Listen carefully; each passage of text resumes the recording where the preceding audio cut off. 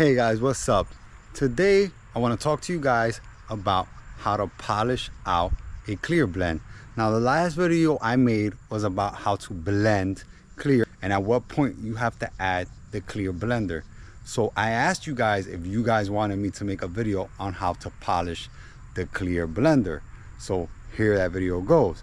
And what I'm gonna do today is that because that section that I polished was a little small and kind of hard to see where I actually blended it, I have a panel here that I got from work that has a little bit of damage on it, but it's got a bigger area that I'm gonna do a blend on, which then I'm gonna do a polish on. So that's what we're doing here. Now let me show you where we're gonna be doing the polishing and where we're gonna be doing the blending. So right here, I got this all prepped up and sanded, so that way when we put the clear on it, I'm gonna stop at this point, just like I did in my other video where I blend, but I'm not gonna cover anything up so that you can see everything clearly.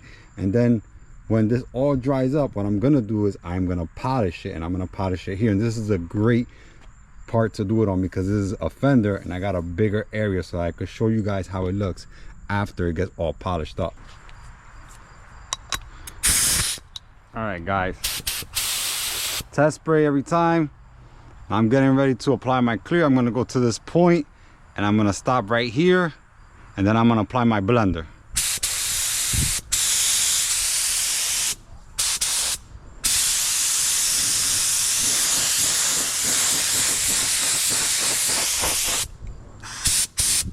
I'm gonna apply 2 coats back to back just to do it quickly.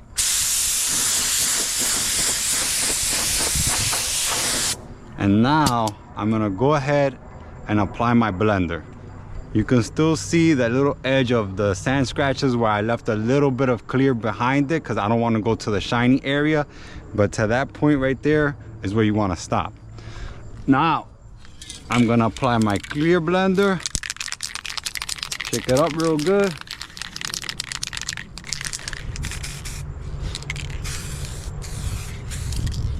And that right there should disappear real nice. You can see it kind of melting. You give it a minute. If it still seems that the edge is a little rough, just hit it with a little bit more. I like to go further out just a little bit to soften up the blend, and that should be good. All right, you see that? You can't even tell that was blended. Okay, so now what I'm gonna do is I'm gonna let this dry overnight because it's clear, it's not ready to be polished. It has to cure properly to be able to come and blend it. If you don't let it cure, it could be a big problem. So I'm gonna let this sit overnight, then I'm gonna polish this. So this is done for today. I'm gonna come in next day and start polishing it. Let's go. Hey, what's up guys? Today we're gonna be talking about polishing a clear blend. And today I have a fender that I cleared to show you guys just how to polish a clear blend. Now I used this fender, this was a damaged fender I picked up from my job, and I just wanted a bigger area to show you guys how to polish a clear blend. And on this fender I did a blend right in this spot right here, where I'm gonna show you guys how to polish this and how easy it is to make that clear blend disappear with a little bit of polishing. Let's get started. So what I'm gonna be using today to polish is some 3M rubbing compound and some 3M glaze. And of course, a DeWalt polisher. Now, we have 2 different pads on here. One is a compounding pad, the white one is the compounding pad, and the black one is the glazing pad. I'm gonna change this compounding pad to a wool pad, which I prefer to do polishing with, just because it does a little bit better job for me in a situation like this where there's a blend. So I'm gonna be switching to this wool pad to polish this fender. Let's get started. All right, I'm gonna switch over to the wool pad right now. Put some compound on that fender. and get started. All right, now that we got our full pad on there, we're gonna apply some compound right on the edge of where that blend is. The polishing pad has multiple settings.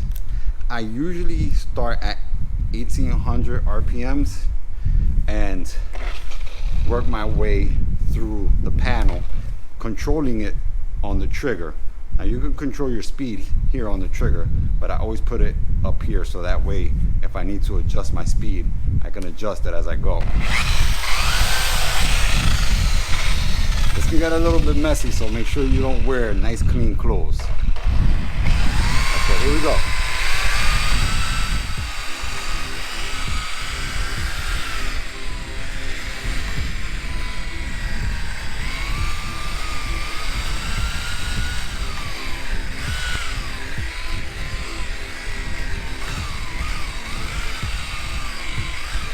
You gotta make sure that when you're compounding, you're moving up and down and side to side. Don't only stay in one spot. You want to move the compound up and down and side to side on the whole area where you're trying to remove the blend. So that's how this works the best. All right, so look at that. That's mostly gone away. That's how simple this process is.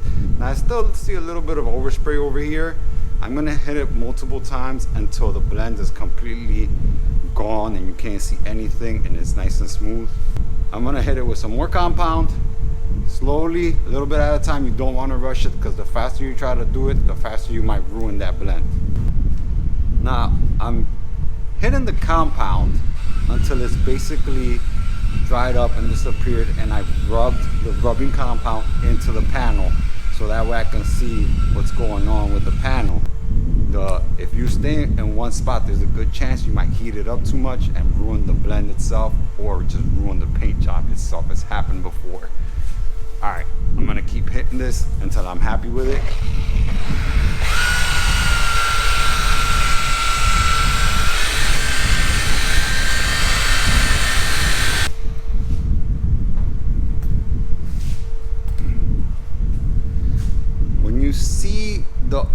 When you see stuff like this, I'm gonna try to get in closer, that it looks like the overspray or the blend looks like it's starting to like get gummied up or something, just keep hitting it slowly but surely with the compound and it should disappear.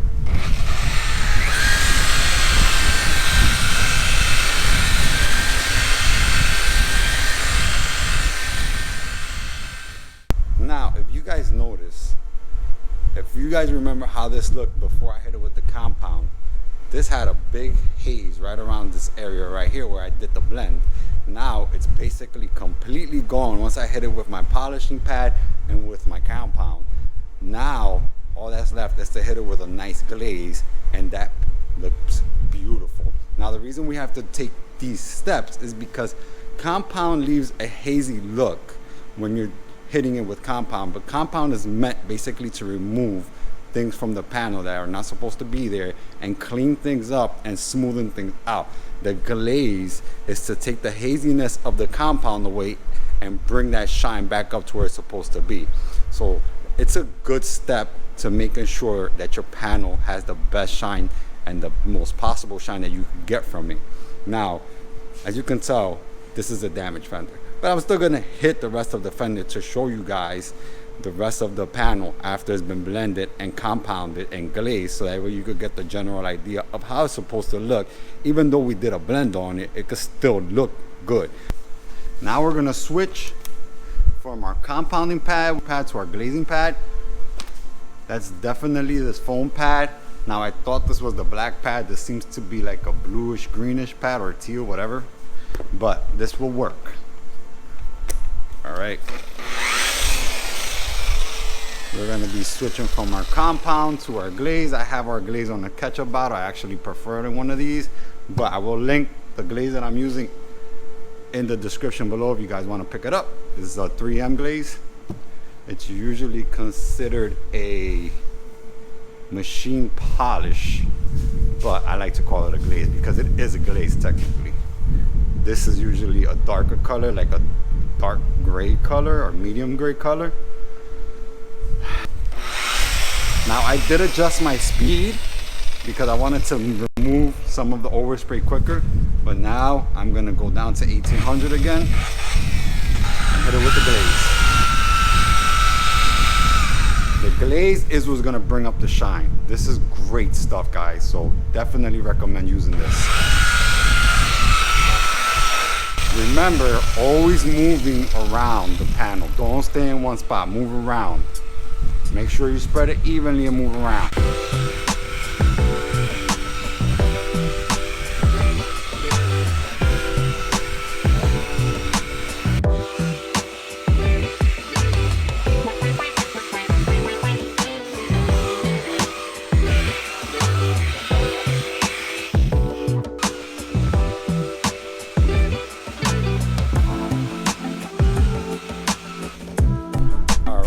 Pretty much done with the glaze and with the compound.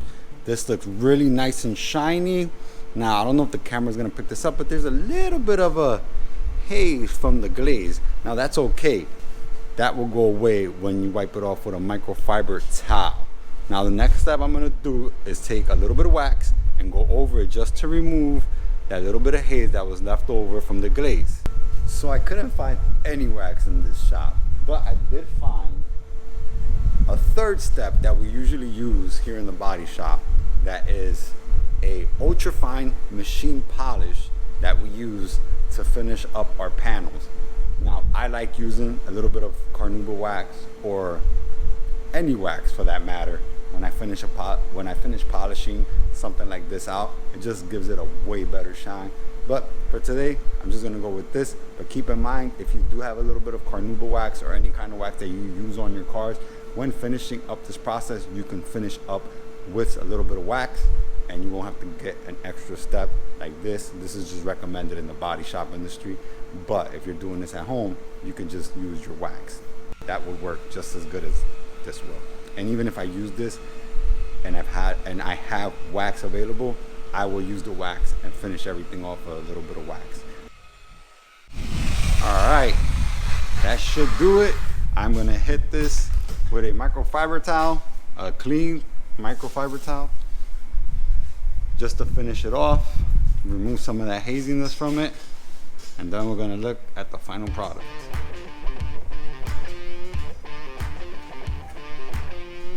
I mean, this already looks really, really good, guys.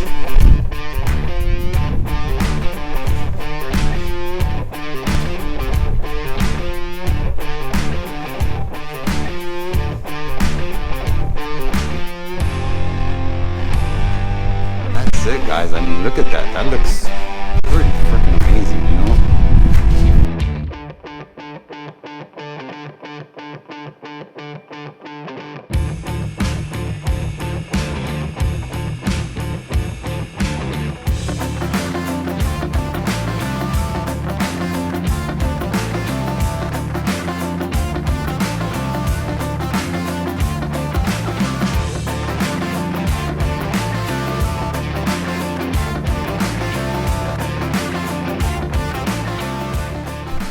Now remember, we had a big hazy spot right here where the blend was. We polished it, we glazed it, we hit it with 2 types of glazes, which is not typical that I do, but I do when I have to. But you guys don't have to hit it with the 2 different glazes. You can hit it with the 1 glaze and then you can just finish it up with some wax. That'll do the job. Now, like I said before, not to repeat myself over and over again, I would never do this on a fender.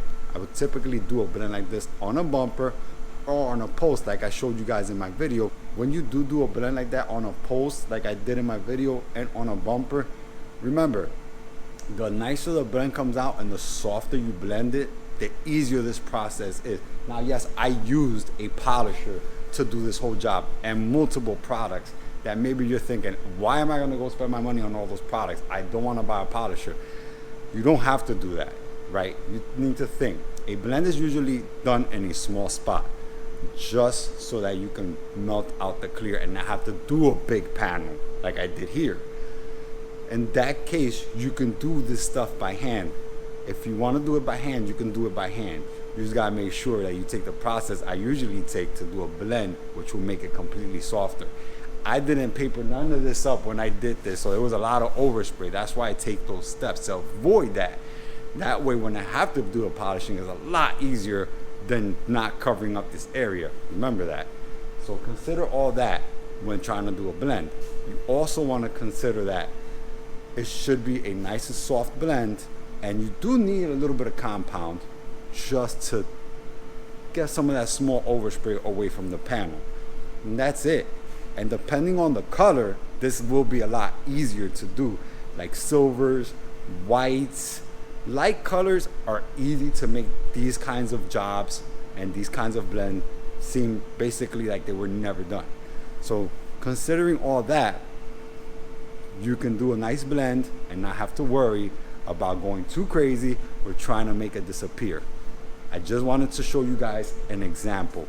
Black is usually the hardest color to polish or do a blend like this. I just used it for an example because it's hard. Now, if you have another type of color car, it will be a lot easier to make this happen and make it look amazing. But I wanted to show you guys the proper steps.